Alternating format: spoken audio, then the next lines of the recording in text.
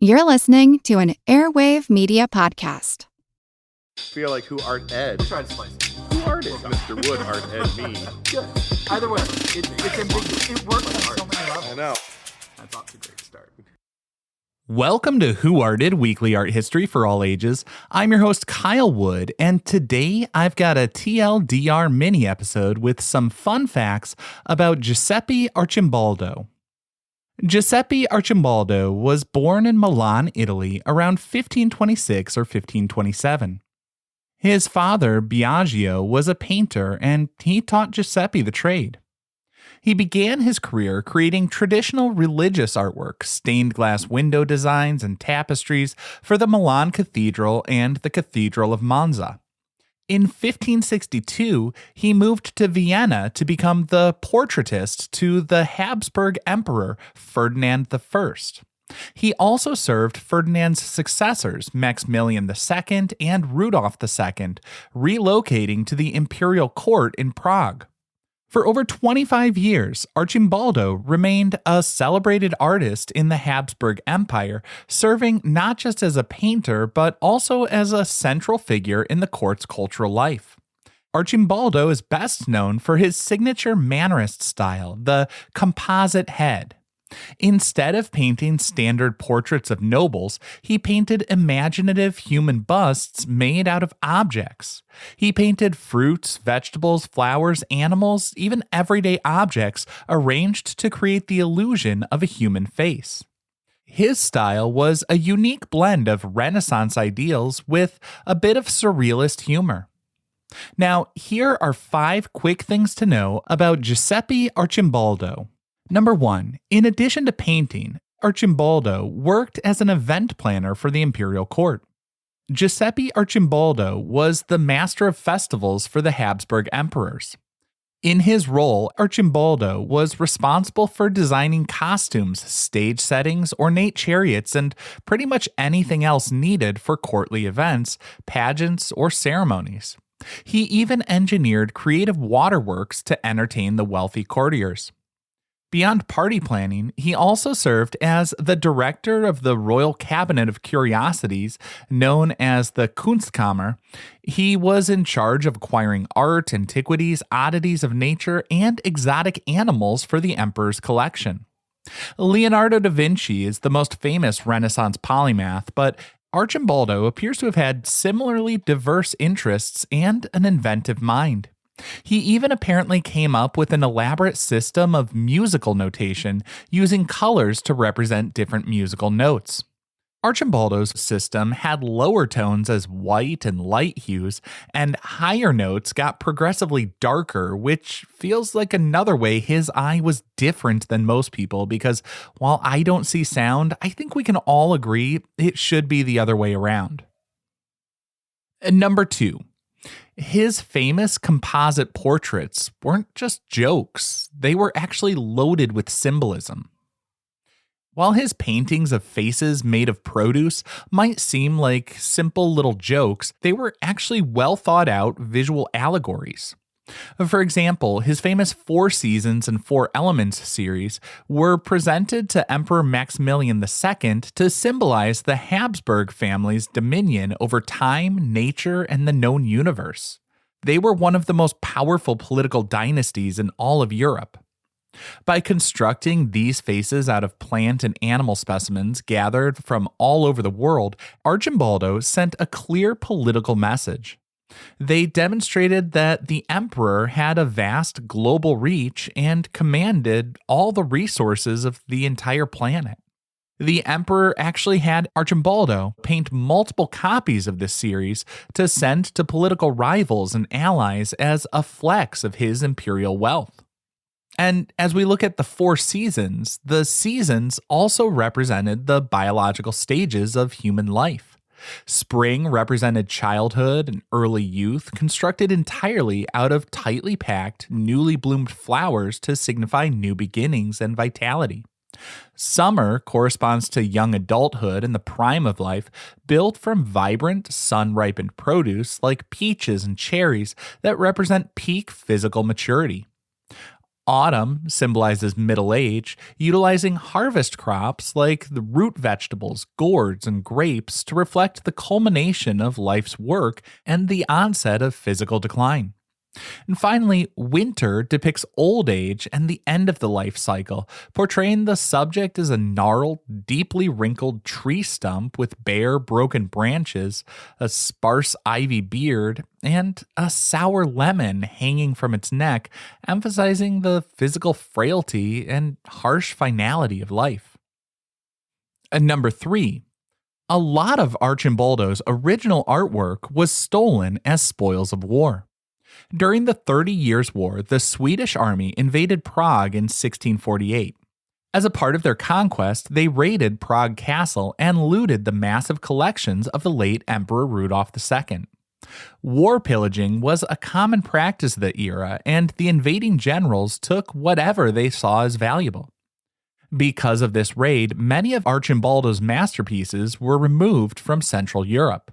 They ended up scattered among various generals and royals, and this is how his most famous works ended up in Swedish museums and castles rather than in Vienna or Prague, where they were originally painted. Number 4. Arcimboldo's name was largely forgotten by history until he was championed by the Surrealists in the 20th century. When Arcimboldo died in Milan in 1593, his highly unique style quickly fell out of favor.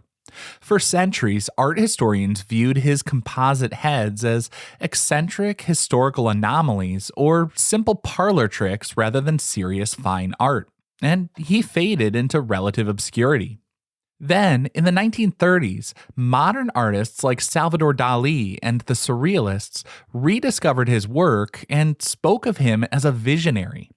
They viewed him as a proto-surrealist who understood the psychological power of juxtaposing seemingly random objects centuries before the modern surrealist movement officially began. And finally, number 5. Arcimboldo's paintings functioned as complex visual puzzles based on the Renaissance fascination with physiognomy. The Renaissance era was obsessed with riddles, visual jokes, and the pseudoscience of physiognomy, the belief that a person's inner character and intelligence could be judged by their outward physical appearance. Arcimboldo tapped into this intellectual trend.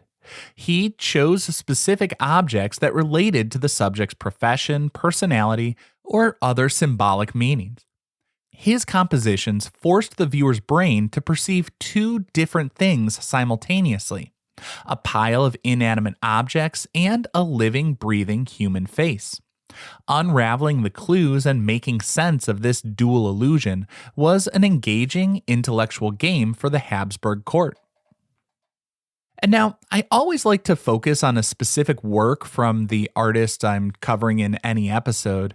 And for this one, I feel like everyone talks about the Four Seasons with Arcimboldo, and I already covered a bit of that today, so I want to focus on a different one of his works.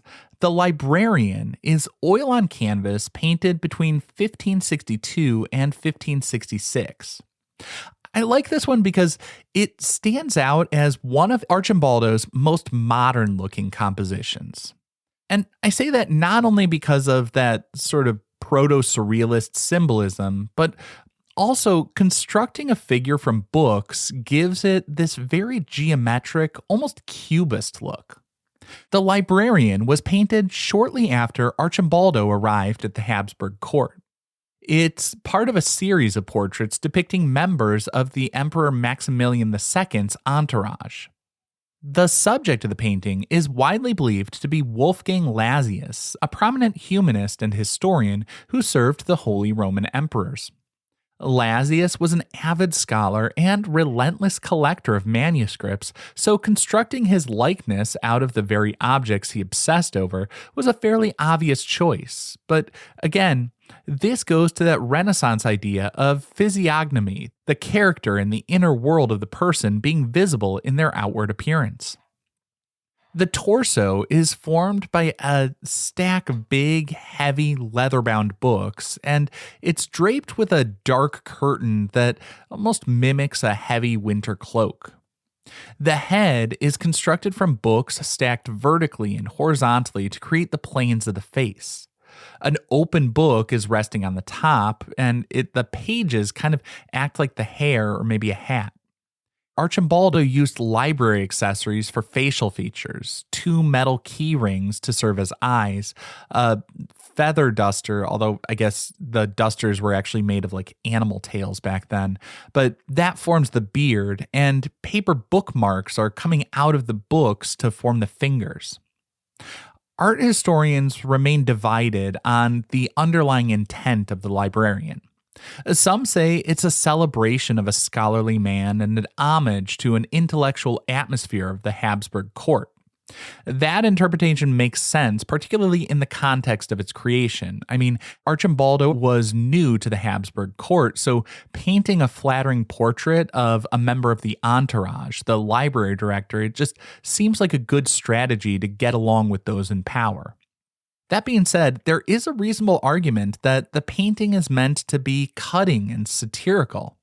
Some historians say it mocks the materialistic book collectors who are interested in acquiring massive libraries for social status simply for the sake of having a massive collection. The idea being that the librarian spent all their time collecting, arranging, and dusting the books, but never actually reading them. Proponents of this theory point to the fact that the books are stacked sort of haphazardly and there are no classification marks, and they take this as an idea that the painting is meant to be a jab at hoarding rather than genuine scholarship. Today, the librarian is at the Skolkloster Castle in Sweden, having been brought there after the Swedish army took it from Prague in 1648.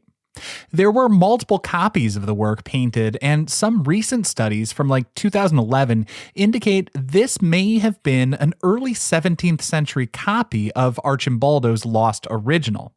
Now, personally, I don't really care if it's a copy or the original. I mean, a lot of paintings that are centuries old have been retouched and restored over the years, and they get into a bit of a ship of Theseus situation. You replace it bit by bit, and at some point, basically nothing remains that was painted by the original artist.